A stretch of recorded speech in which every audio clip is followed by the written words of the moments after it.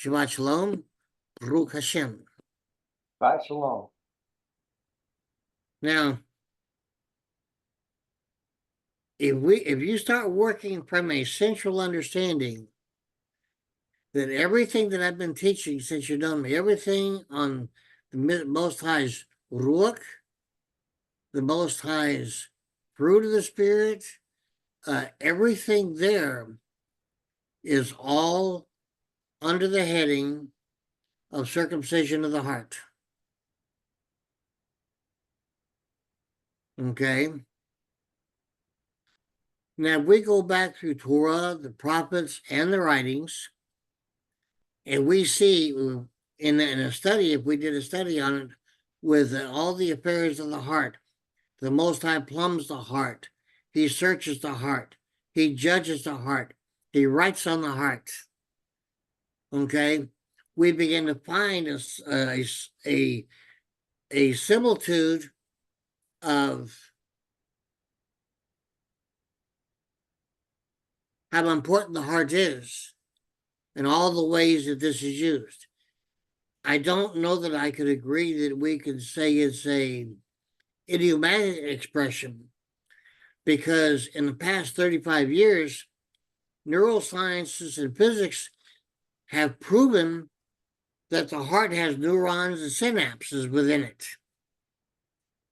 Okay? Now, what that means in simple terms is the heart is sending messages to the brain. They've recorded it now over and over and over. The heart sends 5,000 messages to the brain for every one message the brain sends to the heart. That being the case, during a normal 24-hour span, who's actually in control of everything? The brain or the heart? The heart. Uh-huh. Now, the thinking part of the brain, we call the mind. Okay? That part of the brain is where the heart sends all of its messages to the thinking part of the brain we call the mind. The mind sends messages to the rest of the brain. We actually have 3 brains: upper brain, lower brain, reptilian brain. Okay? Now, keeping this in mind, okay, whatever the brain receives from the mind and from the heart, good or bad, it gives instruction to the body. The body receives all of its instructions from the body. I apologize. The body receives all of its instruction from the brain. Okay.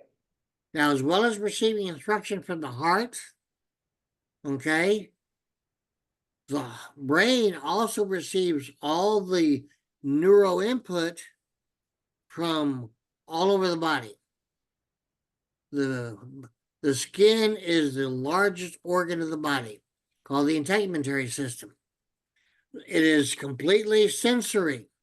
Any part of the skin that you touch, a signal is sent to the brain. You identify that something has touched the skin because of those signals that come to the brain. Okay? Our other senses being hearing and vision and smell and taste. Okay? Touch is still part of the sensory. Now, this is all of the ways that the brain is receiving signals. And then you have the little gland inside the head, the pituitary gland. A lot of people call it what? The third eye. Okay. Now, when you include all the different ways that the brain is receiving information, when it sends information, only that part of the brain that is thinking, that we call the mind, sends signals to the heart. The rest of the signals from the brain, they are all directed to the body. So if you're sending good signals from the brain to the body's going to respond with health.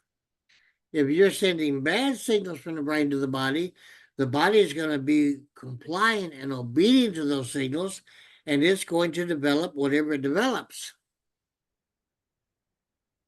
Okay. We also have a primary and secondary nervous system. We have a hormone system. We have a bunch of different systems, and they all come together, and they are still in the body obedient to the signals from the brain.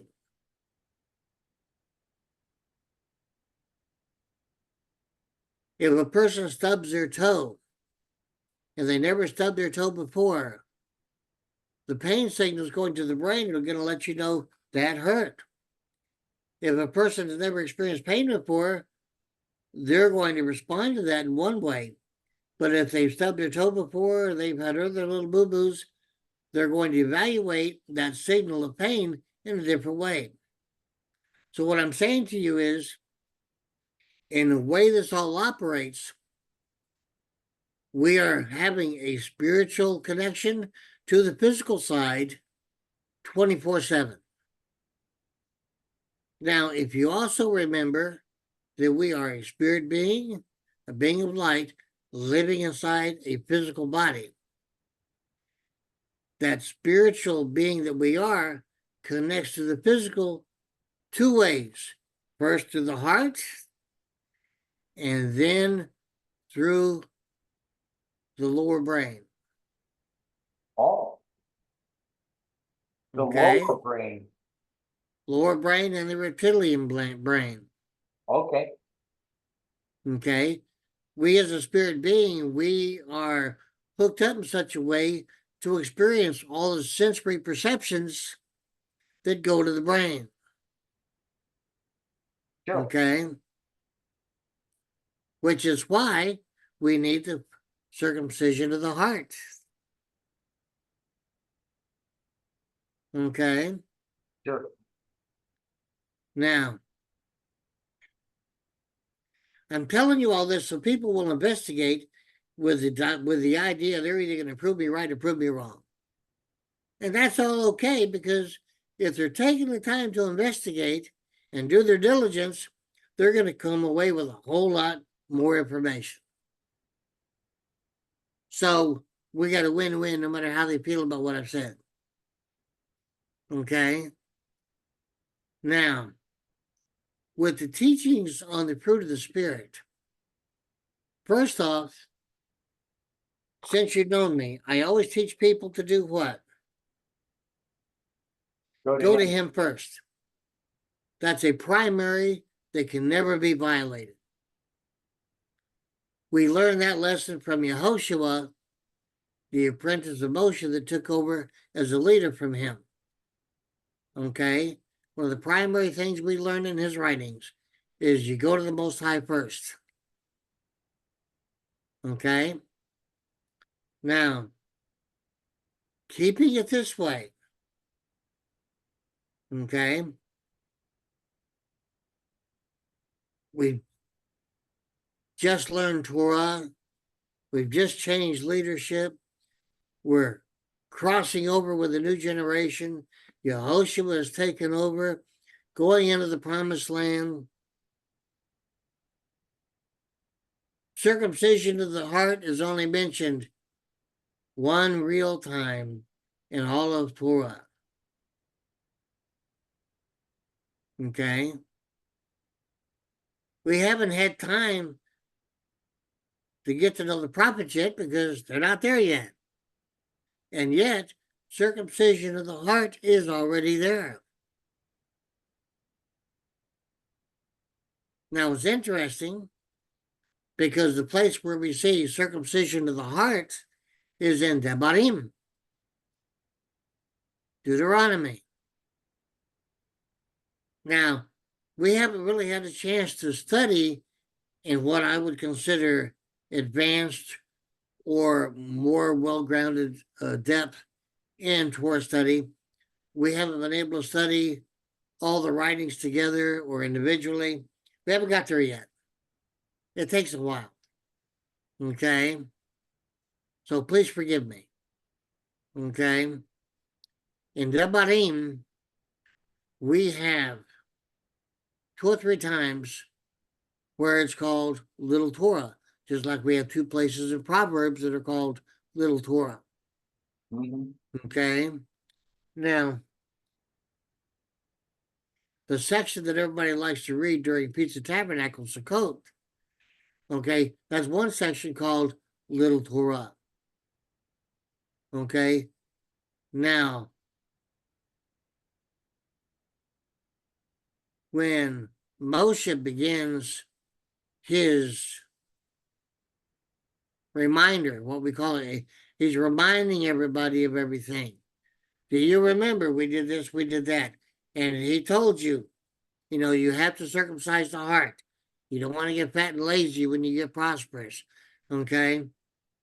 When we really start looking at the writings there, Moshe, just like the Most High showed Yaakov before they ever went into Egypt, what was going to happen to the nations during the Exodus and after the Exodus. Okay. Moshe is relating what he's been shown, and they didn't realize it. This is going to happen. Okay. That's the reason that it's in Devarim that we find the commandment to circumcise the heart. Now, it's interesting because with the commandment to circumcise the heart, we're not given any instruction in how to do that. There's no mechanism pointed out. There's no process pointed out. Simply the command to circumcise the heart. Now, what's one of the really interesting things to look at is in all the areas of Torah that all the sages and descendants of Ezra's Great Assembly put together. The 2 Talmuds, the Babylonian Talmud, the Jerusalem Talmud, the varied writings that came together to make the Zohar in Kabbalistic study. Okay? None of those studies, none of those premises ever mention anything about circumcising the heart.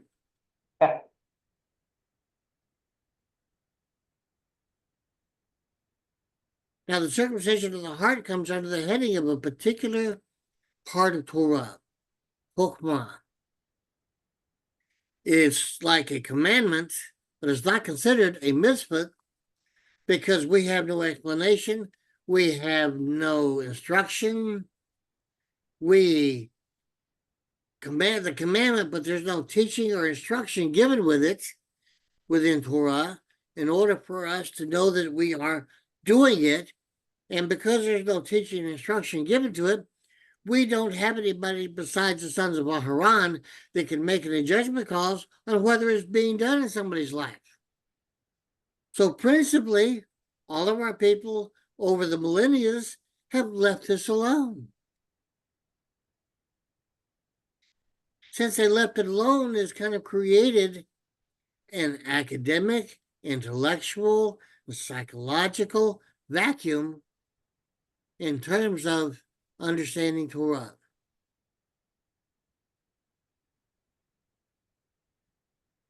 Now, that sets us up for a whole lot of things. Namely, all of a sudden, the platform for all Hallel. Now, we are taught, both in Devarim, Galatians, and a couple of other places, that the Most High is our righteousness, the Most High is our praise. Yes. This is an important thing to remember in ongoing studies. Okay? Because very few people understand this premise of why this is put out like it is. Okay?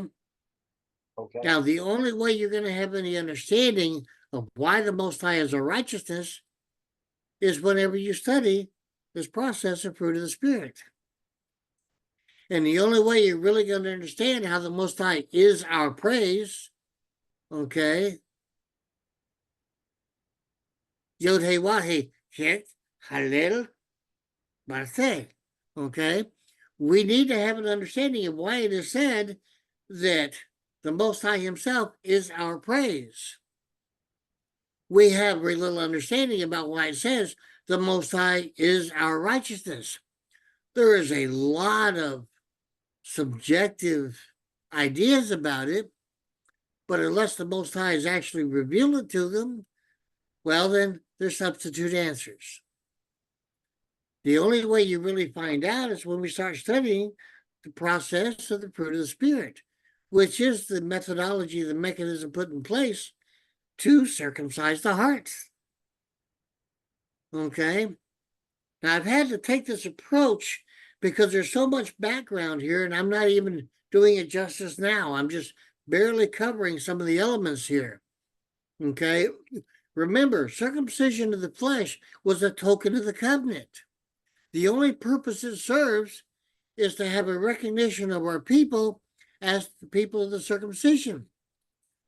It doesn't have a function other than that. It doesn't serve any other purpose, which is why Joseph, whenever he was elevated to Pharaoh's throne, when his brothers came back and he pulled his cloth away and says, "Look, I'm one of you." Even then, as small a people as we were, one of the things that we were known by were the circumcision. We already had 3 generations. 3 generations in those days was a long time. Okay. yeah, And so when they pulled it back, the Egyptians did not circumcise, but the Ivrit did, the Hebrews, and that's what they were known as. They were known as the Hebrew people. And the only other idiomatic expression of them was they were identified by the circumcision. That's the only premise of why that could be included in Scripture for Joseph to identify himself to them. How could a ruler of Egypt be circumcised?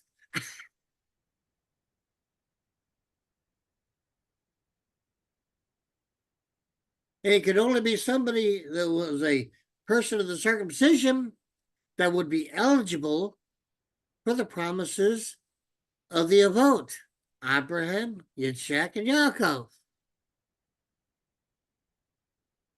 and be a part of the unfolding of the prophecies given to Abraham, Yitzhak, and Yaakov. Now, in Devarim, when this is all being played, and Moshe is outlining it again to remind the people, try to understand the word remember in Hebrew means to what? Speak on behalf of. So most of Devarim was dedicated to doing what? Helping the people to remember, speaking on behalf of what had happened with the Most High, to bring the people in remembrance that the Most High had brought us into covenant. You will be my people, and I will be your Elohim. You will serve me, and I will be the judge. Okay? So the only way this would actually work is if you have 2, the circumcision of the flesh, which marks you before all mankind, as well as each other, and the circumcision of the heart to show the reason, the basis, the foundation for why the Most High chose you as his people out of all the peoples of the world.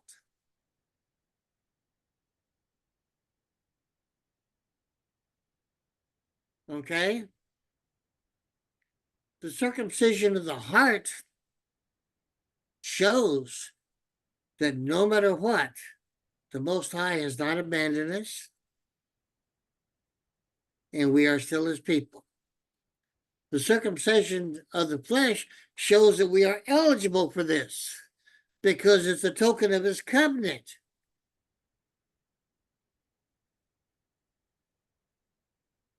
Okay? But the circumcision of the heart is where we admit that the Most High is our righteousness. We admit that the Most High himself is our praise. And then with the fruits of the Spirit, he begins to teach us and instruct us and grow us in him being our righteousness, him being our praise. And he uses his Ruach HaKodesh to do so. Is this making any sense? Am I rambling? No, I'm tracking with you. Okay. Now, I haven't brought this out so far after all these years because it was more important for people to have the mechanism in place and the how-tos in place to be before him, asking for the fruit of the Spirit, so they can have more of his activity in their lives. And so for the ones that were going to do it, they would do it. The ones that wouldn't do it, they've had ample opportunity to do it. Right. Okay? So there is a requirement to be Torah observant. Now, the reason this is important is for the same reason when Moshe was on the mountain and the Most High gave him the blueprint, the plan for the Mishkan, the tabernacle, and he says, this is but a shadow of what is already on high in my house. Now, if the tabernacle is already on high in the Most High's house, what does that tell you about the rest of Torah? Because the tabernacle, the Mishkan, was only a part of Torah, teaching, instruction, direction. So while I'm not really emphasizing the tabernacle, the Mishkan today, I'm letting you know because of this moment on the mountain when Moshe and the Most High were speaking, he says, I'm giving you this. This is a part of everything. This is inescapable. This is a part of the way you're going to live one way or the other through all the centuries until we get this done.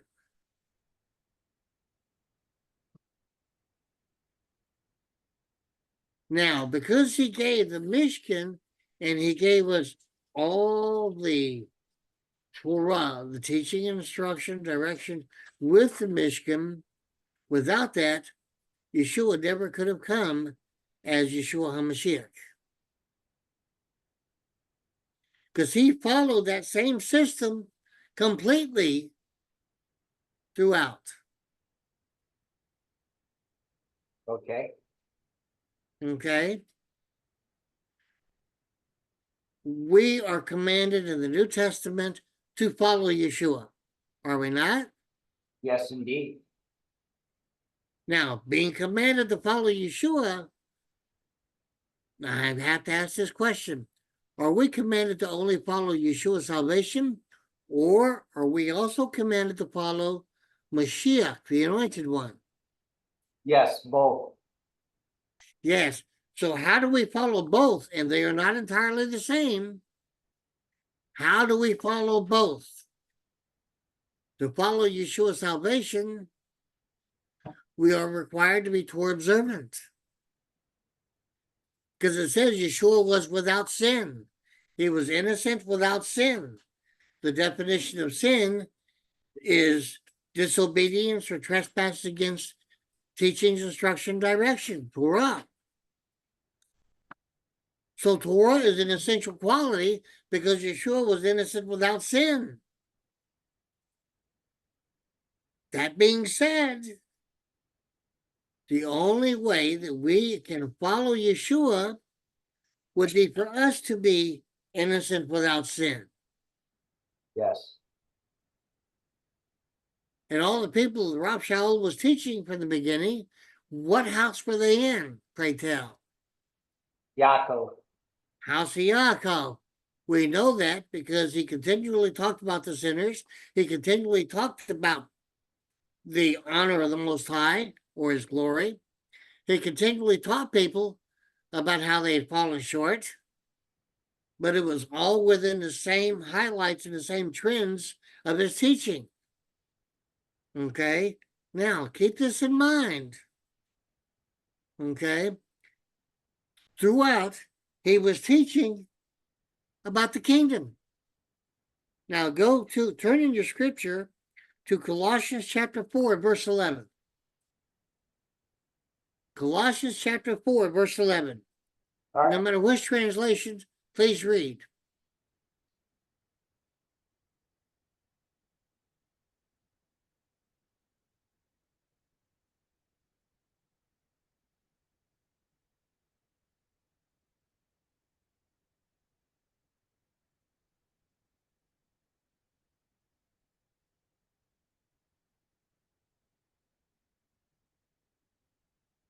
Also, Joshua, who's called Justice.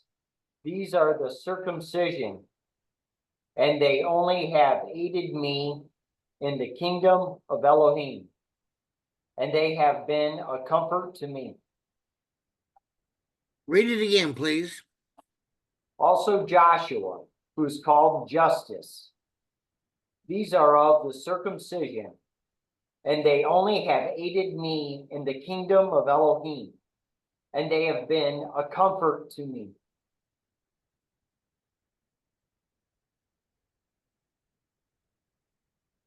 The followers of Yeshua, they were teaching primarily the people of the circumcision. They were teaching the house of Yaakov extensively. They were teaching the house of Israel. But only Rav Shaul, with his fellow workers who were people of the circumcision, their task was teaching about the kingdom. That's what he was doing. Nobody understood it. Very few do, still to this day. That's because hardly outside of my line, right now, we're the only ones worldwide that are teaching about the kingdom and about circumcision of the heart. And the reason nobody's teaching it is because if the Most High hasn't revealed it, they're not going to know how to teach it. They're not going to know how to walk in it. They're not going to know how to experience it.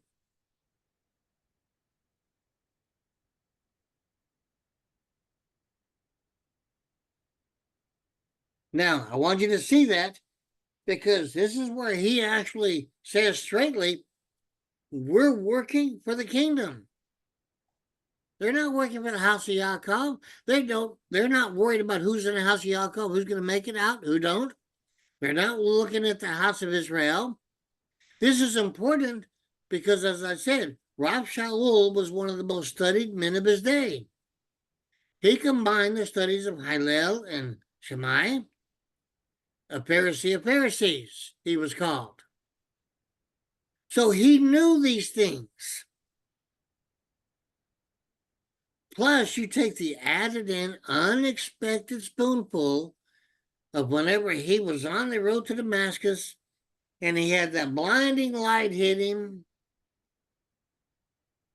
And it says, even in the original King Jimmy, that Yeshua was the one identified as speaking to him. Yeshua spoke to him in Hebrew. Rav Shaul spoke at least 5 languages that we know of. He did not choose to speak to him in Aramaic. He didn't speak in Greek. He didn't speak in any other language. He spoke to him in Hebrew. Why do you choose to kick against the pricks? Why are you persecuting me? In a blinding flash of light,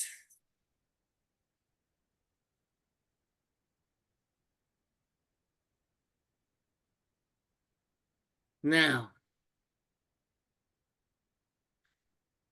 science is proving, especially in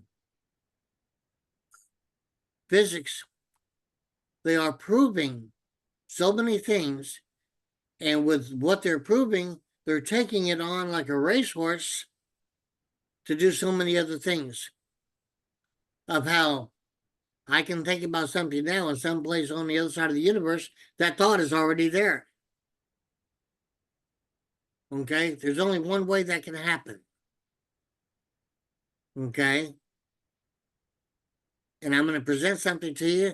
You don't have to believe it. You don't have to agree with it. Okay? But I'll present it anyway.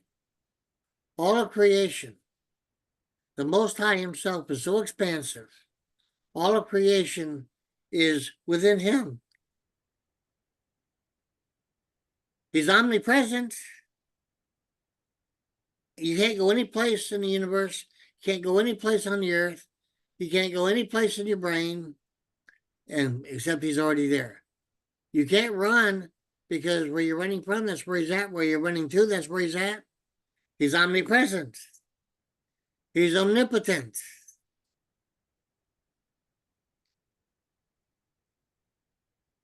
Think about that for a second.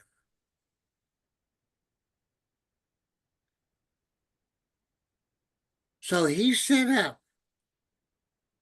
a place that can only be reached from within us. Let us make man in our image, a spirit being, being of light. Even in the New Testament, it says that the Most High Himself is spirit, and Yeshua is the visible image of the invisible. Okay? So we know we are a spirit being, being of light inside of a house.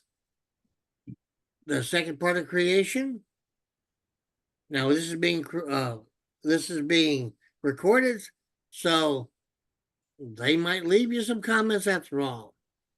Okay? They say we were made from the Adama, and the first man was named from the Adama. Everybody commonly believes it to be red clay or red dirt.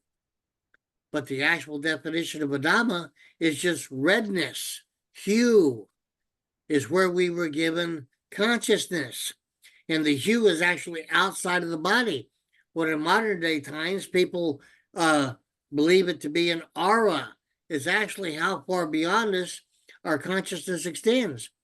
All of modern technology and all of modern science still does not have the technology to measure how far out beyond us our consciousness goes, which is how we feel everything with each other. Okay? So as a spirit being, being of light, we were also given consciousness to where we are a sentient being, knowing that we have awareness, that we're alive. That redness, our consciousness. Okay? It wasn't until we were leaving Gan Eden, the Most High gave us skins. Now, because we left without forgiveness, without atonement, okay, there's only one place that sin could be, and that would be in our skins, our bodies. That's where sin would have to reside. So, keeping all this in mind, when we're conversing with each other, when we're interacting with each other, we're not actually interacting with the physical body.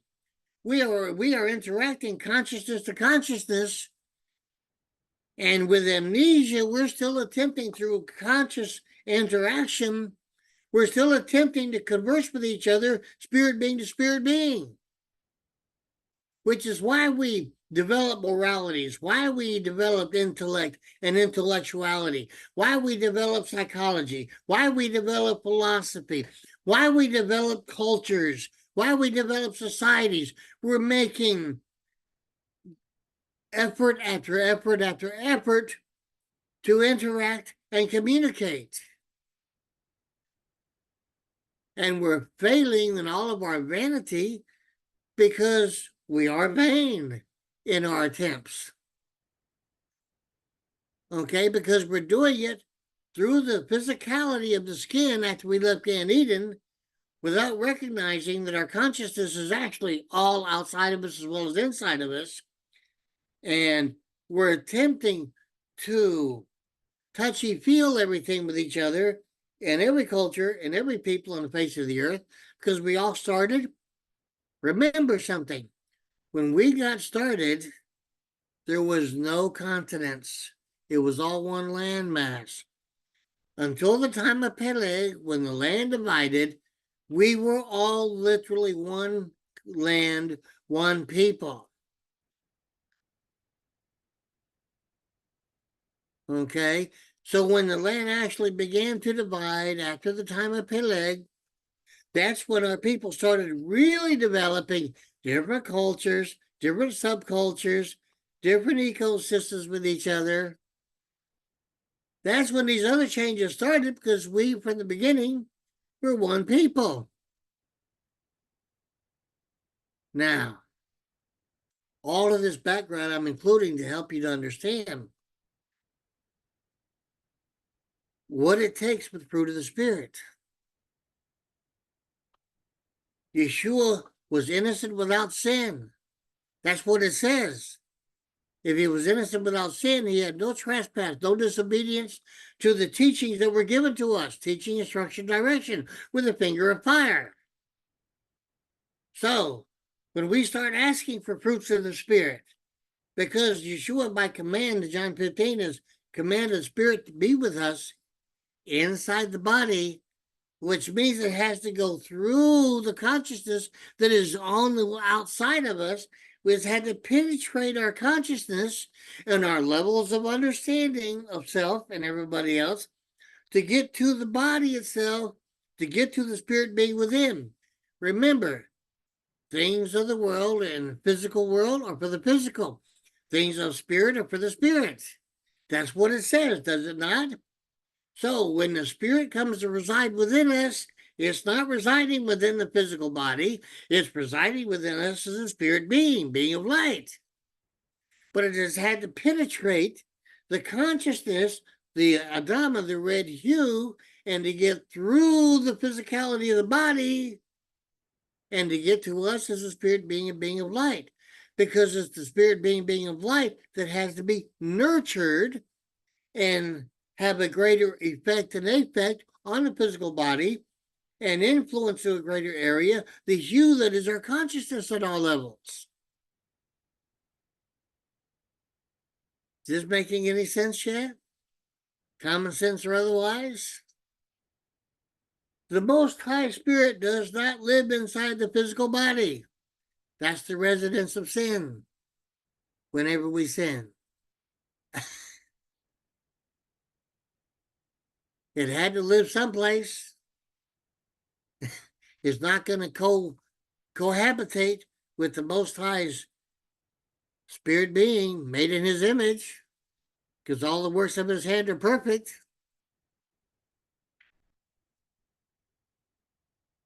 So when his Ruach, his breathing spirit, which is holy, it is Kodesh, when it, by command of Yeshua, enters in with us, because we receive Yeshua, it has to take up residence in us as a spirit being of light. And then everything works from there. We start waking the physicality of the body up. We start having our consciousness introduced, like preschool kids, to what's going on. That's why it says you got to come to him as little children. Go ahead, Michael. Isn't that what's happening when the spirit, the light body, inhabits our physical body, though? Ask me again. I'm not wearing my hearing aids. Okay. We still have his spirit inside of our physical body because our light body inhabits most of the time our physical body. Let me correct your venture. Okay. You're not wrong, but you're not right. So let's make it a little bit better. Maybe other people's ideas can't even demonstrate this more. Okay. I'm limited in some of my vocabulary. Okay. As the Ruach, the breathing Kodesh spirit, enters into us as a spirit being of light, that begins the work of Echad. Okay. It begins the work of Echad with the fruit of the Spirit. Because it's the Spirit itself taking up residence there is commanded to start bearing fruit. Remember in John 15, it says, if a branch does not bear fruit, remains barren, it's plucked from the vine. Yeshua states that he is the vine. Okay, so with that spirit, that breathing spirit, Ruach HaKodesh, takes up residence within us as a spirit being of light. It starts intrusively making changes in the physical body and in our consciousness.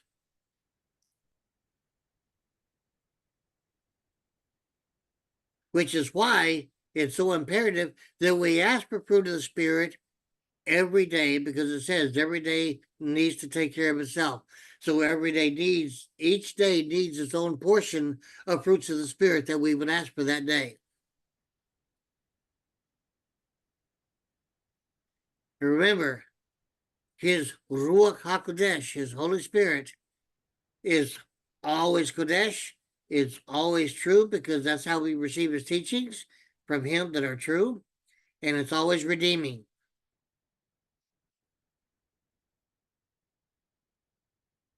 We need a break? Something going on? Yeah, if we can, it's almost 4:30. Would it be all right to take a break now? That's the reason I'm asking if you got something that's come up. Yes, let's take a break. Remind me when we come back. Okay, see you in a little while, 45 minutes to an hour. The Seder.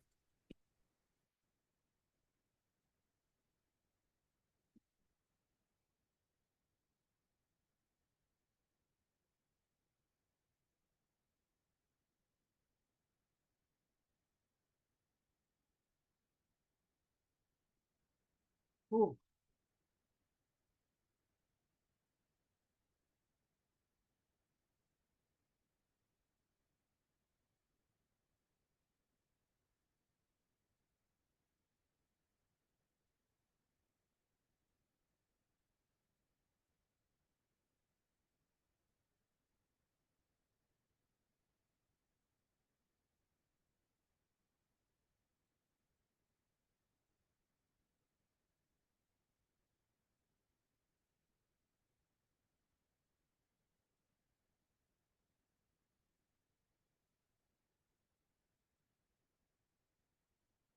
You ready to lesson, sweetheart?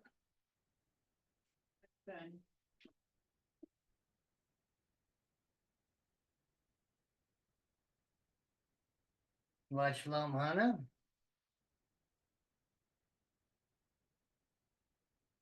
It's not responding to me.